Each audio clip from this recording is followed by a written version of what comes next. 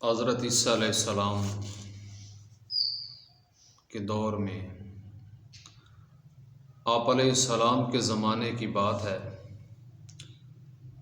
کہ حضرت عیسیٰ علیہ السلام کے زمانے میں ایک دھوبی تھا۔ اس کی بد اخلاقی سے لوگ بہت تنگ تھے۔ وہ بڑا ستاتا تھا لوگوں کو۔ اس کی شکایت کی لوگوں نے حضرت عیسیٰ علیہ السلام سے کہ یا نبی اللہ، یہ ہمارے کپڑے بدل لیتا ہے، بد اخلاق ہے، تو آپ اس کے بارے میں دعا کریں کہ یہ اس سے ہماری جان چھوٹ جائے، یعنی مر جائے۔ تو حضرت عیسیٰ علیہ السلام نے اس کے لیے بد دعا کی، اللہم لا تردہ بذمہ، یا اللہ اس کو واپس نہ لوٹانا۔ اور ان لوگوں کو آپ نے یہ بشارت دے دی کہ یہ اس کا بس آج کا دن ہے، کہ اس کے بعد یہ کبھی آپ کو تنگ نہیں کرے گا، یعنی یہ مر جائے گا۔ حاضرین کو حضرت عیسیٰ علیہ السلام نے کی دعا پر ایک اطمینان ہو گیا۔ جو آپ کی قوم کے لوگ تھے ان کو اطمینان ہو گیا کہ اب اس کی ہلاکت ہے، یقینی ہے۔ حضرت عیسیٰ علیہ السلام نے جو بدعا کی ہوئی ہے وہ مطمئن ہو گئے۔ دھوبی کا جو معمول تھا، صبح جاتا شام کو واپس آتا، یہاں تک کہ اپنے ساتھ وہ کھانے کی جو سامان ہے، روٹیاں وغیرہ، وہ ساتھ لے کے جاتا تھا۔ معمول تھا اس کا 3 روٹیاں لے کے جانا۔ جب وہ جس دن حضرت عیسیٰ علیہ السلام نے اس کے لیے بد دعا کی، اس کے اگلے دن جب وہ جانے لگا تو اس نے اپنے ساتھ اپنے معمول کے مطابق اپنے ٹائم پہ گیا۔ جا رہا ہے تو اس نے راستے میں ایک سائل اس کو ملا، جو اس نے اس سائل نے اس سے سوال کیا روٹی کا کہ میں بھوکا ہوں، مجھے کھانا چاہیے۔ تو اس نے دھوبی نے اس کو ایک روٹی دے دی۔ تو اس نے اس جو سائل تھا، اس نے دھوبی کو دعا دی کہ غفر اللہ ما تقدم من ذنبک وطاہر قلبک، اللہ تعالیٰ تیرے گزشتہ گناہوں کو معاف کر دے اور تیرے دل کو پاک صاف کر دے۔ دھوبی جب اس سائل کی یہ دعا سنتا ہے تو اس کو دوسری روٹی دیتا ہے۔ پھر اس دھوبی جو سائل ہے اس کو پھر دعا دیتا ہے، یہاں تک کہ جو سائل ہے اس کو جب دعا دیتا ہے تو وہ دھوبی اس کو تیسری روٹی بھی اپنی دے دیتا ہے۔ تو جب وہ تیسری روٹی دیتا ہے تو وہ سائل پھر اس کو دعا دیتا ہے، اللہ تعالیٰ تجھے آسمانی بلاؤں سے محفوظ رکھے اور تیرے لیے جنت میں محل بنائے۔ الحاصل یہ کہ جب اب یہ سب کے ذہن میں جتنی بھی حضرت عیسیٰ علیہ السلام کی قوم کے لوگ تھے، جو انہوں نے آپ سے اس کی بد دعا کے لیے کہا تھا دھوبی کے، وہ سارے مطمئن تھے کہ آج اس کا آخری دن ہے، یہ شام کو واپس لوٹے گا نہیں، اس کی موت کی خبر آئے گی۔ لیکن جب شام آئی تو دیکھا کہ دھوبی کپڑے اٹھائے صحیح سالم واپس اپنے گھر کی طرف آ رہا ہے۔ جب حضرت عیسیٰ علیہ السلام کے وعدے کے مطابق جس کی تصدیق نہ ہوئی تو آپ حضرت عیسیٰ علیہ السلام نے فرمایا کہ اس دھوبی کو میرے پاس بلا کے لاؤ۔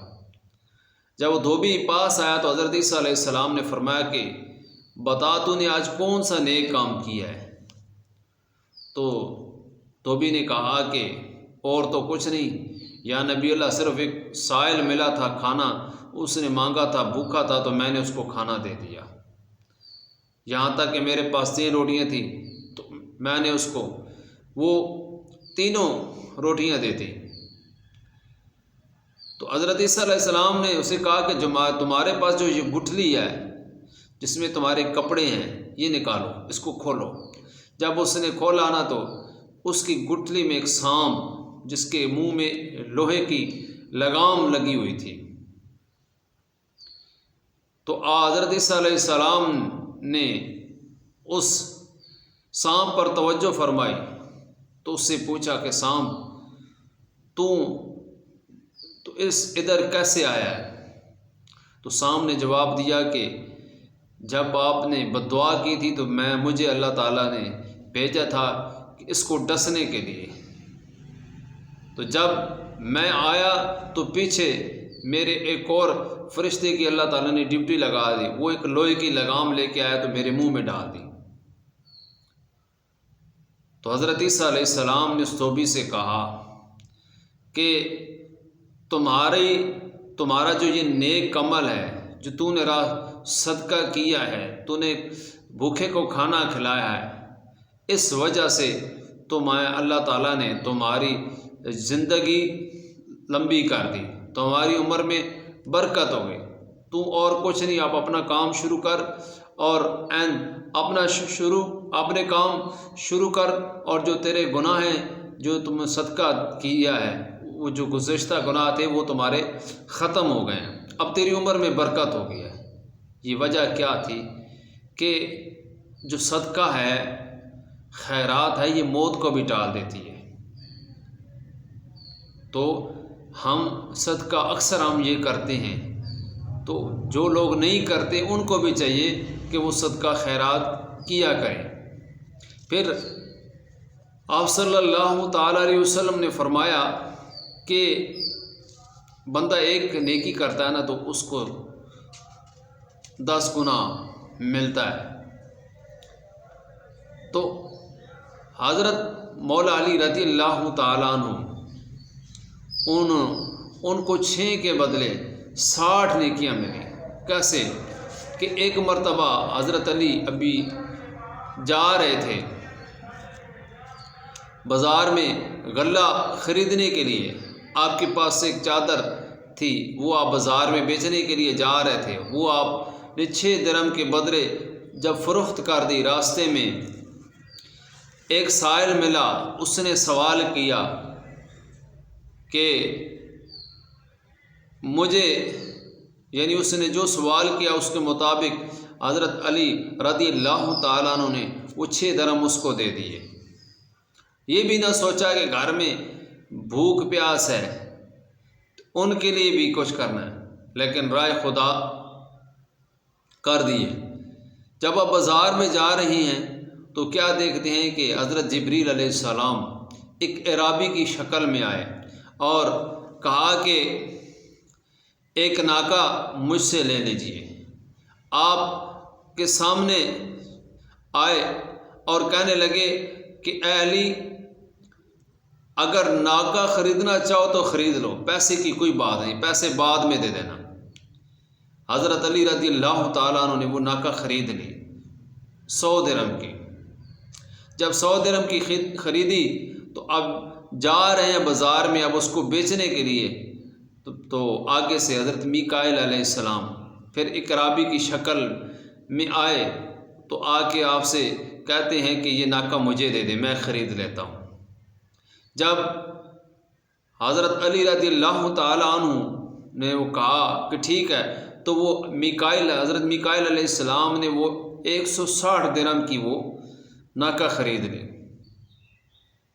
جب آپ نے ناکہ بیچی تو اس کے بعد پھر دیکھتے ہیں کہ حضرت جبریل علیہ السلام اعرابی کی صورت میں جب سامنے آتے ہیں تو آپ سے وہ اپنے جو 100 درہم ہیں وہ واپسی کا مطالبہ کرتے ہیں، تو آپ نے فوراً وہ 100 جو درہم تھے وہ واپس کر دیے۔